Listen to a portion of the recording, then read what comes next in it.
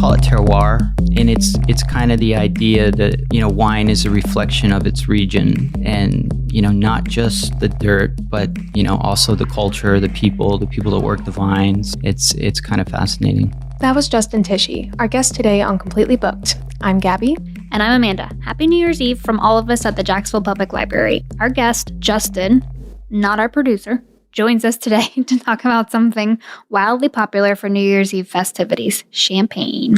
Justin has over 20 years of experience running wine programs and managing restaurants in Jacksonville's food and beverage industry. He's a level 1 sommelier and has taught countless wine classes throughout his career. Today, we're picking his brain about champagne. We talk about the history of the Champagne region in France, how to decode labels on a bottle, misconceptions people have about popular champagnes, the best places to find good champagne in Jax, and more. So before you head to the grocery store to stock up on bubbles for New Year's Eve, listen to this podcast for tips on picking the perfect bottle for the occasion.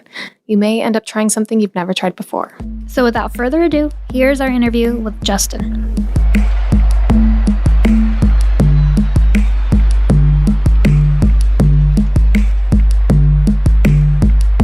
So thank you, Justin, for joining us. We're so excited to have you on. Thank you. So tell us a little bit about yourself. Just a little bit about my background with wine in the wine industry. About 20 years ago, I started at a startup restaurant that a friend of mine was opening. He had some financing from his family, and he opened a small French bistro in Ortiga, and we put everything together ourselves, and I got tasked with putting together the wine list. And I had worked in the restaurant business quite a bit before, but it was my first time getting involved in a wine program, and kind of exploring the style of wine that fit the restaurant.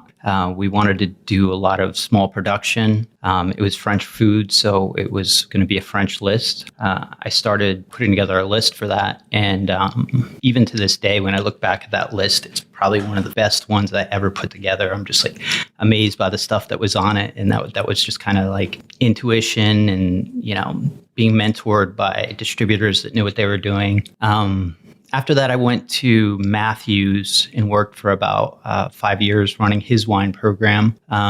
It was an interesting place because there was a lot of high-end wine, a lot of collectible wines, and just being a buyer for a restaurant like that, you're constantly tasting and exploring. I befriended a French wine importer from South Florida, and he liked my perspective on wine, and we traveled to France a couple times to pick out wines, specifically in Loire Valley, and I had an opportunity to interact personally with a lot of wine producers, see their process, learn about the business, and then I went on to work for Total Wine when they opened in Jacksonville. I worked there for about 5 years. I have mixed emotions about their stores, but they have a pretty intense training program. I helped set up the stores in Florida and train the staff. Total actually was putting together their own wine certification program, and they had a number of tests. It's 9 different tests on different wine regions of the world, but I was one of the first people to go through all that, and it got me to study quite a bit. And then I worked for Grotto for a few years. I used to run little wine classes there, but my perspective, I guess, has always been on wine that the industry is getting almost homogenized. There's a lot of giant companies that are producing almost an industrial product and marketing it to people. And the true world of wine in its origin is becoming more and more difficult to explore. Before the big box stores came to Jacksonville, Costco and Total Wine, there was dozens of little mom and pop wine shops that had a lot of great, unique selection. You can't find that stuff anymore in Jacksonville. Other cities like New York, it's kind of the norm, but Jacksonville's selection's a little bit on the decline. So you mean there's more ABC Liquors and Total Wine versus there's a store in Riverside Liquors. Riverside Liquors is pretty much Jacksonville's original wine store. They opened in the 60s, and they were one of the first stores to really bring French wine to Jacksonville. Bob Marandino, who used to run it, passed away a few years ago, but he was a great guy and just huge on turning people on to the world of wine that's out there. And I think those relationships that they developed over that period of time is what's keeping them strong. So I would say Riverside Liquors and Royal Palm, which is tied to them, and Bernie's Wine Shop are really the last ones standing as far as true, fine wine stores. Even ABC, they've dumbed down their selection over the years. Like they used to have quite a bit.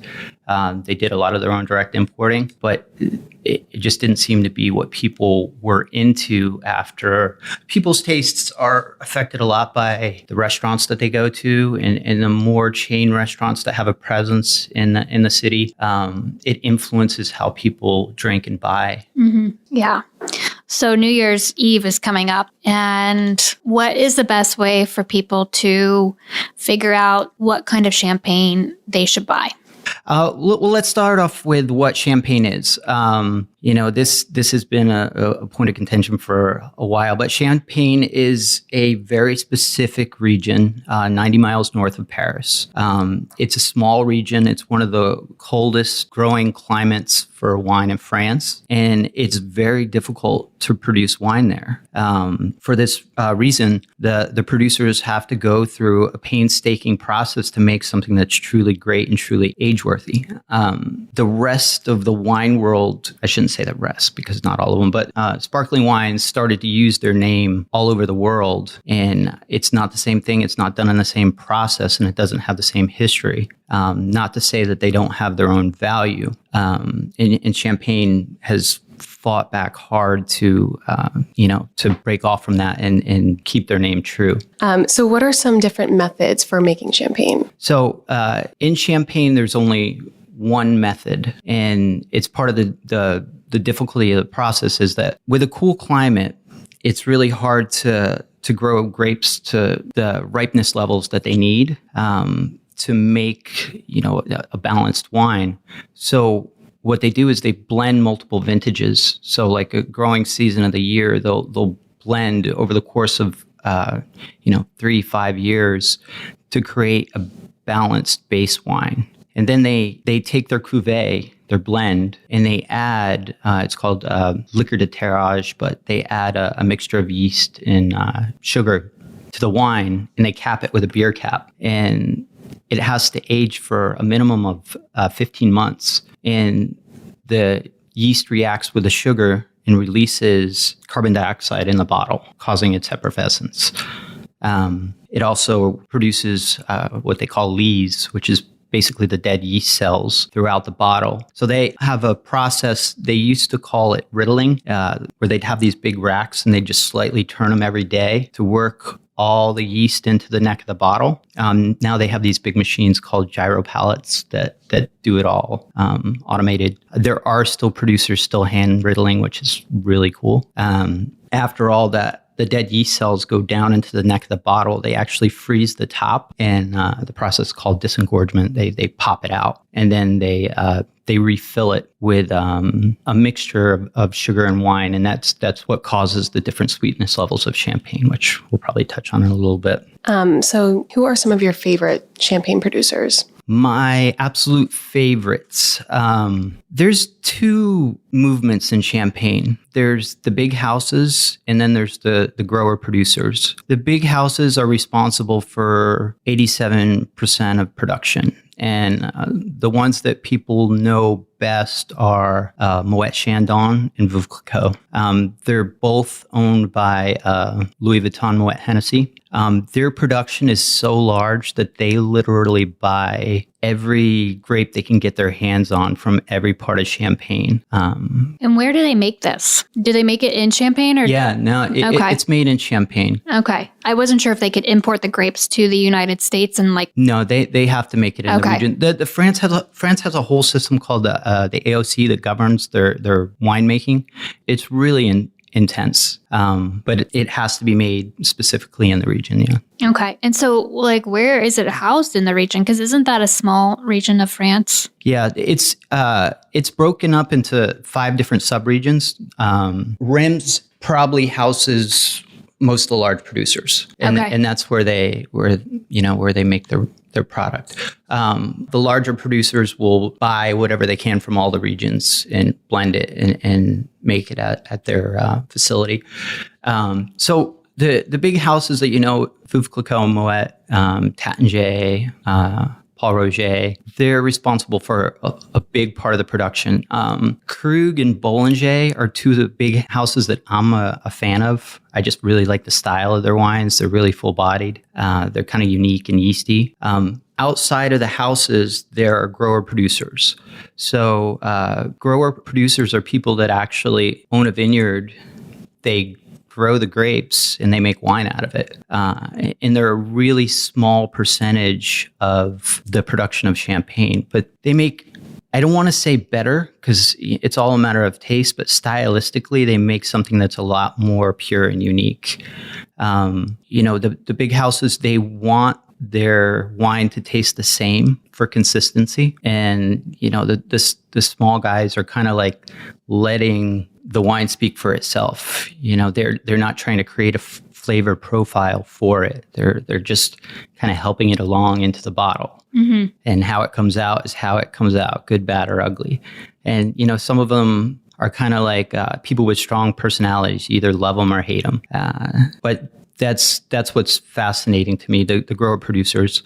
Champagne also, it has a cru system, that Grand Cru, Premier Cru, that I don't think people take a lot of consideration when buying, but like when a property is considered Grand Cru, and this is the AOC, the French government, this is history saying that these wines are unique and elevated, and this is a really special area that they're coming from. And often their price is about the same as some of the big labels. So Grand Cru, Premier Cru Champagne, Grower Champagne, it seems like a lot to figure out when you're trying to decode it, but there's some ways you can do it.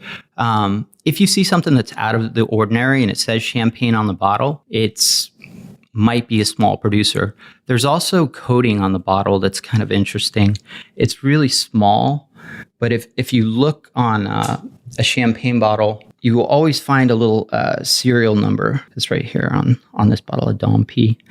But it starts with 2 letters and then a series of numbers. So this says NM, and what that means is négociant manipulant. And a négociant is someone who buys grapes and makes wine.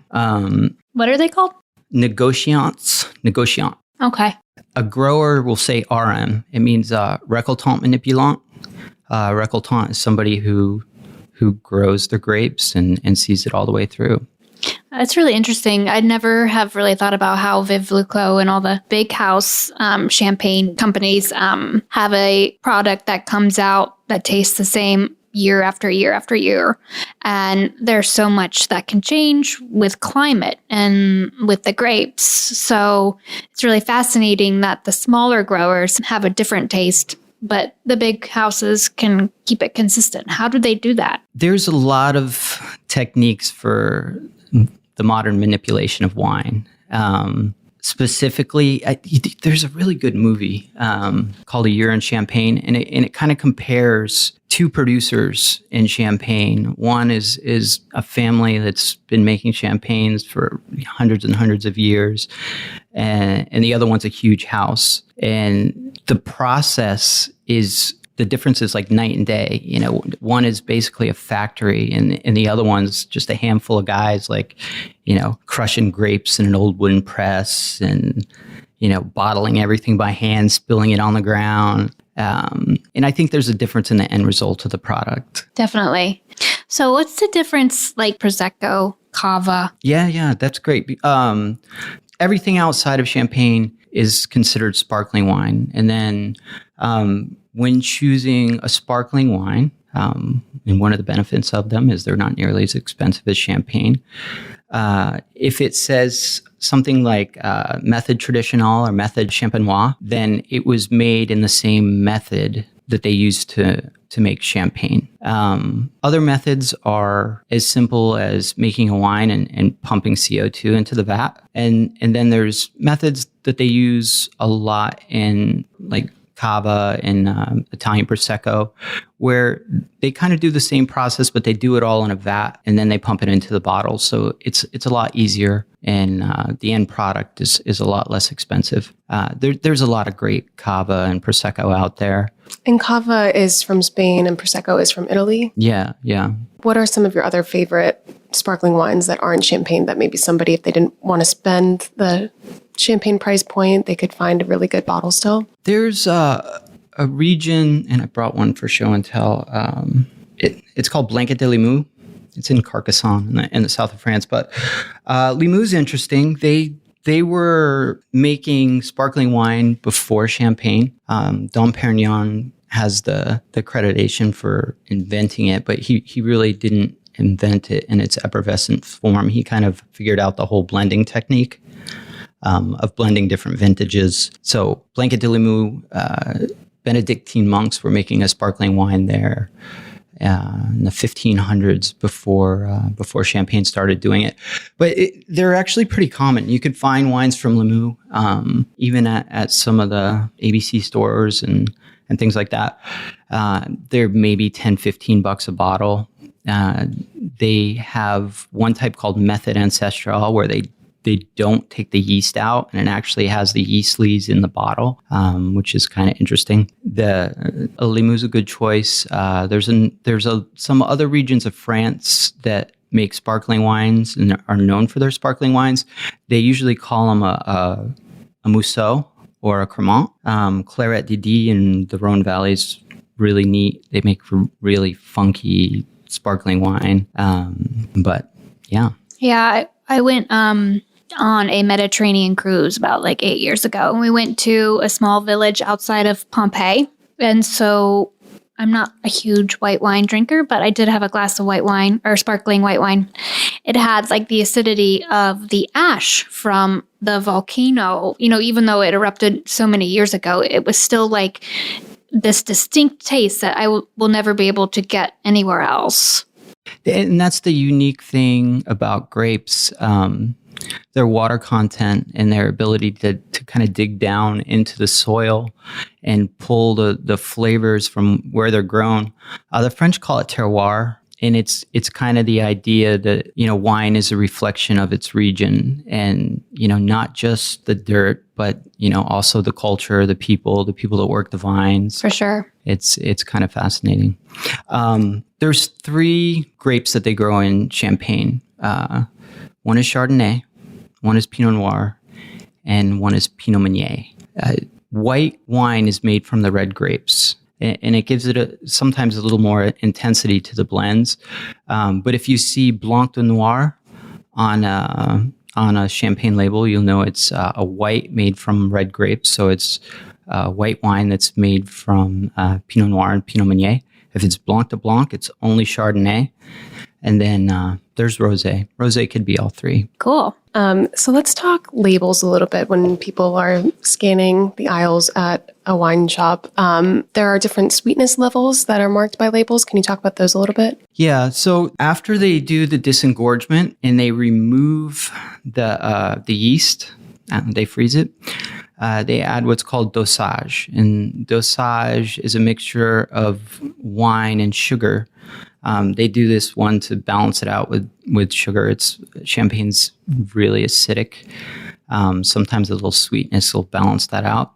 And when the process of disengorgement takes some of the wine out of the bottle, you lose some. So they need to top the bottles back off. So depending on how much sugar is in the dosage, is the sweetness level of the wine. So what people know the most is brut, which means dry. And there's a level that's drier than brut, which is called brut naturel. And then, so starting from the driest, it goes brut naturel, extra brut.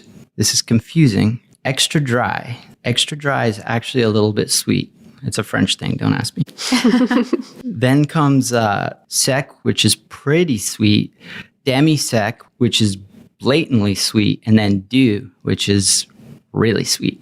So which one's your favorite if you're going to buy from that? I like it, and I have nothing against sweet bubbles. I think they're really good.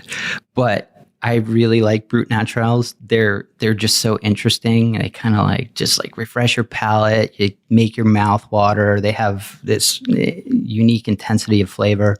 And they're not very common. You don't see them that often, but yeah, I would probably say Brut Naturals. If someone was going to make a mimosa, what's the best champagne to pick? Don't use champagne. It's way too expensive for mimosa. Okay. I mean, the cheapest bottle of champagne starts at about $30, and they're so unique and delicate. There's nothing wrong with mimosas, but I wouldn't waste a bottle of champagne. So you should use Prosecco? Yeah, use a Prosecco, use a Cava. I would stay away from anything there's a lot of stuff out there that's basically box wine in a bottle, I don't want to drop too many names, Andre. It's going to give you a headache. I'm just telling you, it's low quality juice. Yeah, for sure. But Cavas and Proseccos, I think, are great for making mimosas. Okay. And what about food pairings? What do you think are some of the best foods to go with champagne? Champagne's so great with food. It has so much versatility. It's always nice to start a meal with champagne. If you're having a party and people are coming over the house, it's festive. If you're going out to dinner, it kind of puts everybody in the right mood. It cleanses your palate. It gets your mouth watering. It gets you ready to eat. Classically, things like shellfish go great with champagne. Interestingly enough, fried food and champagne just work brilliantly together. It works really well with spicy food, Asian flavors. It's perfect with dessert. Cheeses? Oh, yeah. Yeah, definitely. Especially cheeses that have a really heavy cream content, like buttery cheeses that are really, really rich. That acidity kind of cuts through it a little bit and balances it out. Or something that's really strong. It could work really well with that. Like a blue cheese? Yeah. Because it doesn't conflict. There's some wines that might be really tannic and really heavy, and if those flavors kind of conflict with each other, it won't work. But the champagne's acidity is on a different level. It won't conflict with really pungent cheeses. It'll kind of cut into it a little bit, bite back. Yeah. Man, I really want a glass of champagne now. Do you always need to serve champagne in a flute? Or if you're like, hey, I want champagne and I don't have a flute, what glass can I go to? Personally, I enjoy champagne out of a large wine glass.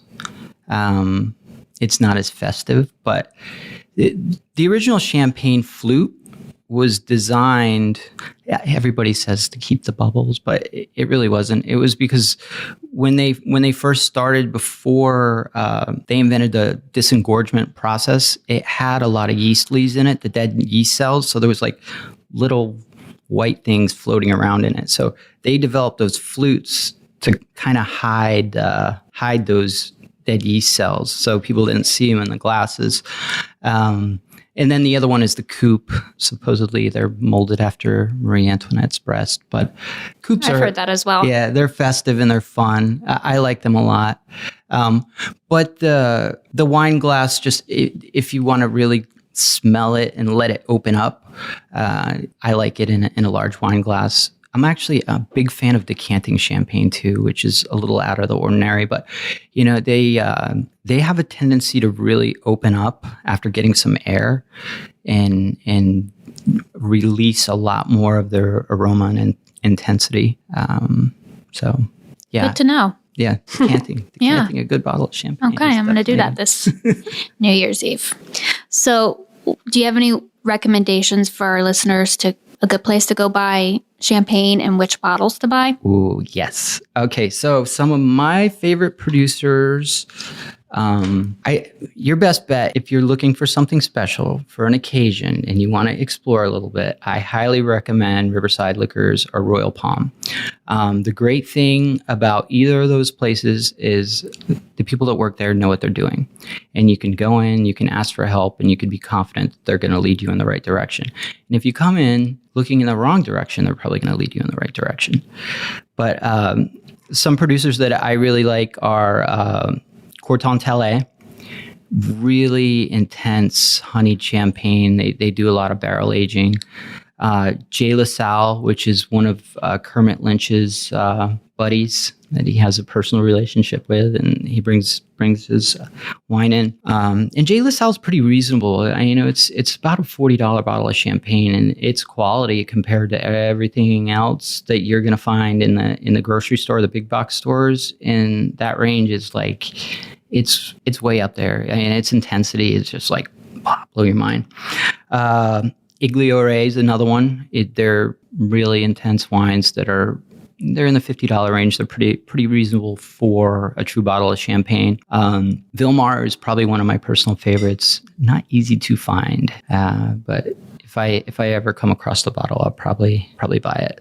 And then last time I was at Royal Palm, they had Jacques Salas vintage champagne, which ran about $100 a bottle, and I think it's one of the greatest champagnes I've ever had in my life. It's going to be high up on the shelf, and it's going to be 3 numbers in the price. Yeah.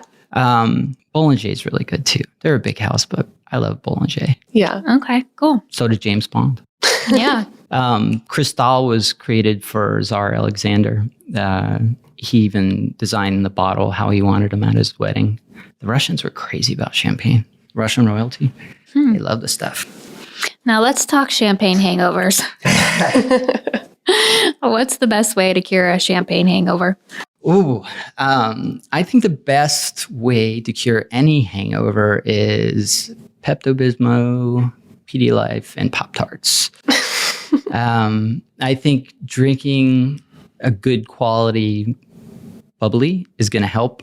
Sometimes some of that low-end stuff will hit you hard. Definitely. We are a library, so we love to talk books. So do you have any book recommendations for our listeners that are interested in learning more about champagne? Absolutely. One of my favorite books is Kermit Lynch's Adventures on the Wine Route. When it comes to getting into French wine, it's just his stories are really, really personal and poetic, and they really get you excited, and you're like dying to try these producers that he's talking about.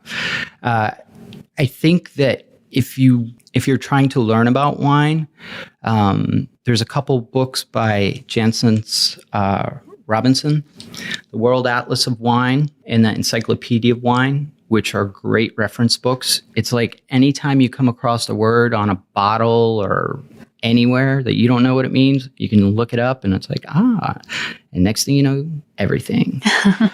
There's a series of books called The New France, The New Italy, The New Spain, and they really explore the difference between more modern producers and more traditional producers, and their styles and methods, and they break down the regions and the major players in all those regions. And that series of books is great for learning. So when you talk about France, Italy, and Spain, those are traditionally old world wines. Can you talk about the difference between old world and new world wines a little bit? Yeah. So old world, and what that means, like the history of French wine goes deep. And France, Italy, Spain, Germany, Austria, Portugal, they just have these rich histories of winemaking where people that are doing it, their grandfathers did it and their grandfathers before them, and on and on and on and on and on. And then the New World is California, New Zealand, Australia, South Africa. And their industries are based on the European winemaking process without the same history. You can't clump them all into the exact same style, but there's usually differences in the climates and the style of how the wine's making. So cooler climate wines are going to be a little more acidic. They're not going to be as fruit forward, and they're usually not as high in alcohol. That's most of old world wine right there.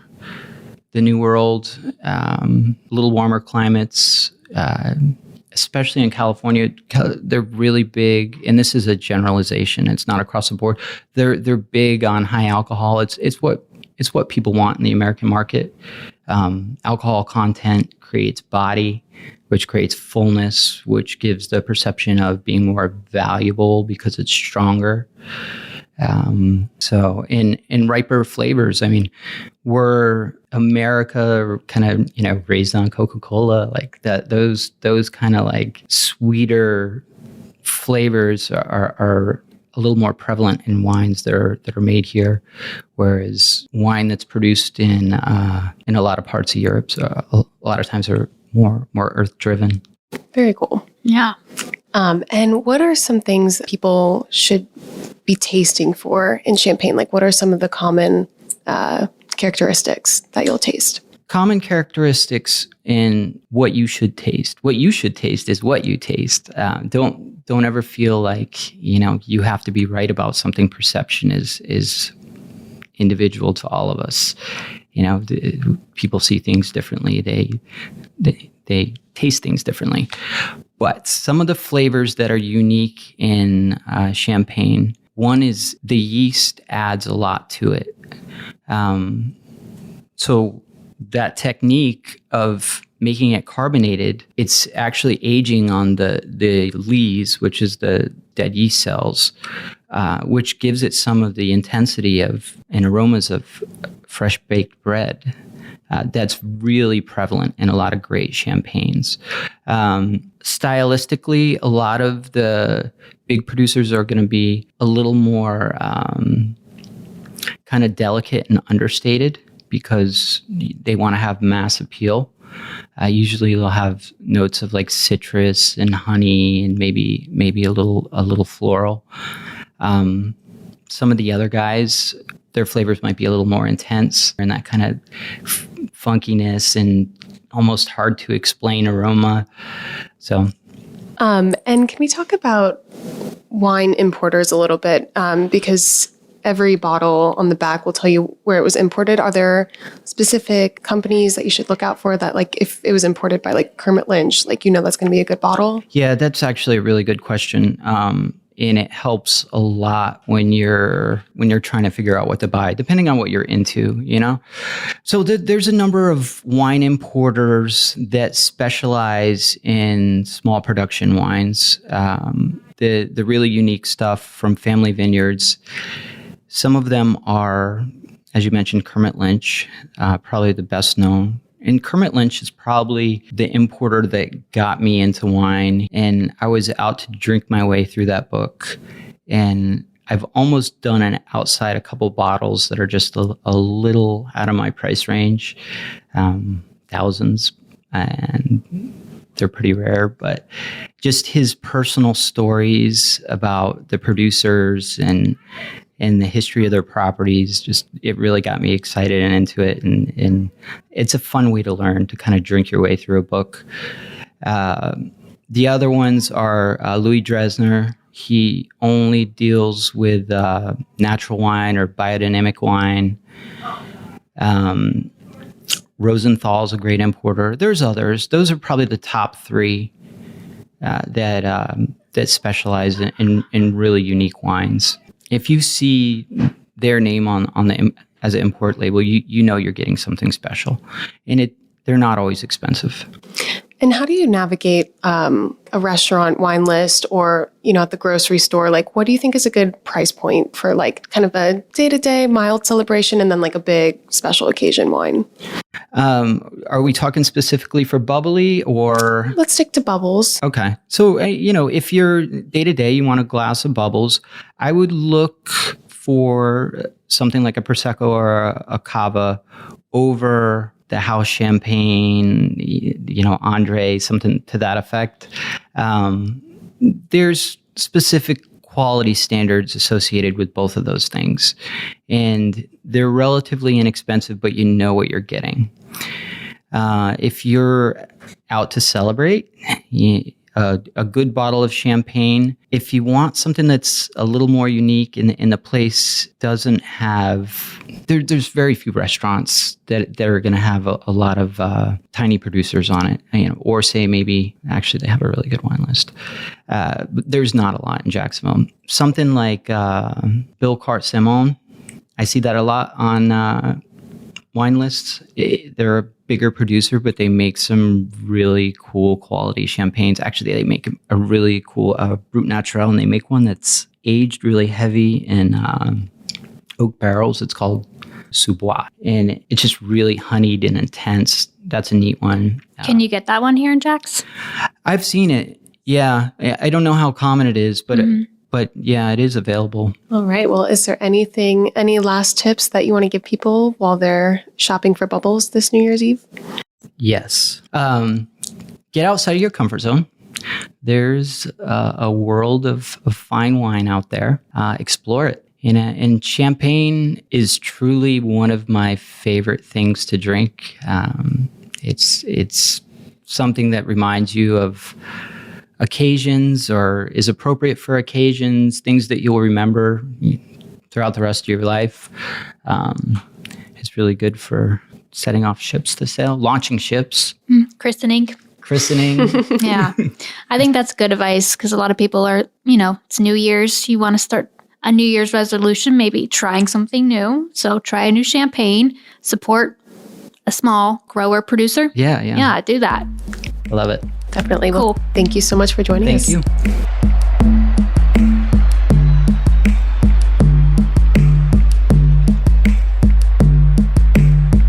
Thank you guys so much for tuning in to Completely Booked this week. We hope you enjoyed today's episode and learned a thing or two about bubbles. For a recap of Justin's champagne recommendations and book suggestions, visit jackspubliclibrary.org and check out our blog. And be sure to follow us on Facebook, Instagram, and Twitter at Jax Library for updates on future podcasts and all library happenings. Until next time, I'm Amanda. And I'm Gabby. Bye, guys.